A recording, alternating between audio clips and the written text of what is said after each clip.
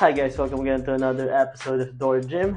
So tutuloy na natin ulit yung bro split natin for today, and syempre yung pinaka-paboritong workout natin yung gagawin natin ngayon.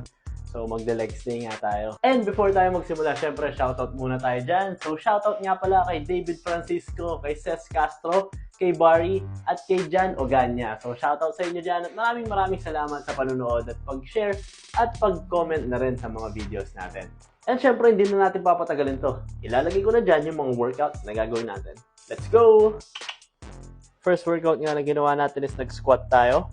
At ginawa natin yan for 10 reps and 3 sets. So yung squat nga na ginawa natin dito is yung nakataas yung heel natin para ma-focus sa quads yung workout natin na to. Next workout naman na ginawa natin is nag-deadlift tayo.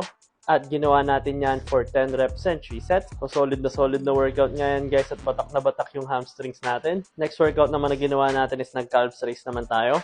At ginawa natin yan for 16 reps and 3 sets. After naman natin mag-calves raise, nag-lunges naman tayo.